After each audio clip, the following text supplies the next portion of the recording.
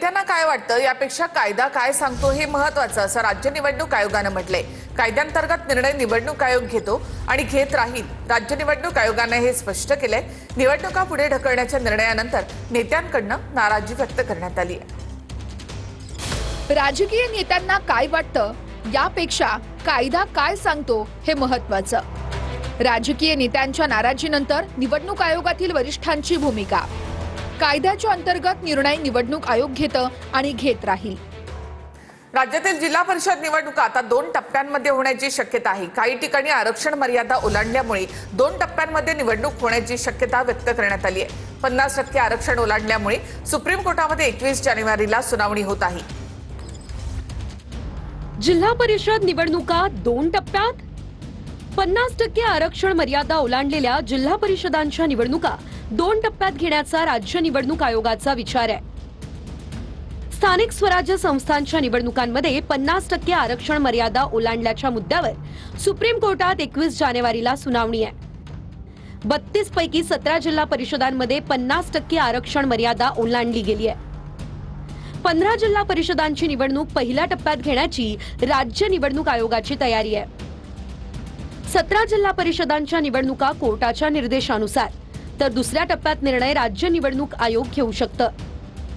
नगरपालिका नगरपंचायतींनंतर महापालिका निवडणुका घेण्याबाबत राज्य निवडणूक आयोगाच्या हालचाली सुरू आहेत। तर या सर्वावर मुख्यमंत्री देवेंद्र फडणवीसांची काय प्रतिक्रिया आहे ते आपण पाहूया।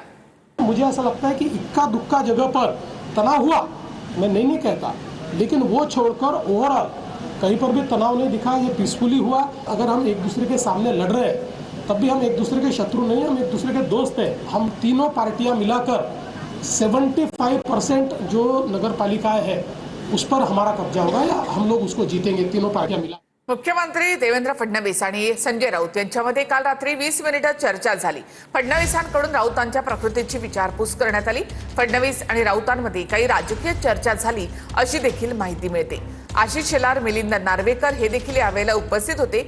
राजेश नार्वेकर यांच्या मुलाच्या विवाह सोहळ्यामध्ये नेत्यांनी भेट दिली। मुंबईतील ग्रँड हयात हॉटेलमध्ये हा विवाह सोहळा होता।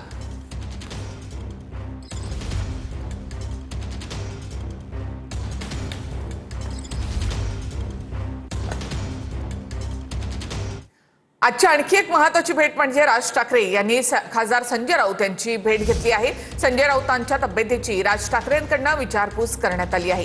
तर राज ठाकरे फोनवरून सतत राऊतांची विचारपूस करत होते असं संजय राऊत यांचे बंधू सुनील राऊत यांनी म्हटलं।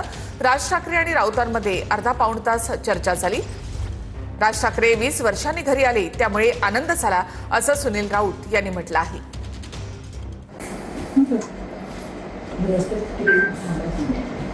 तो वडकेरी तो ह्याचा पुतळा जो केला तिकडे मोठा पुतळा हात वरती उंची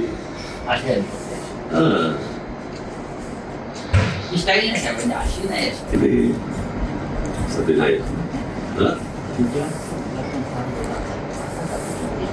थोडाच असं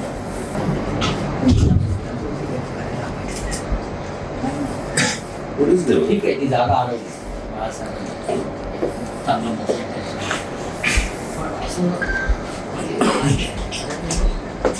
Right.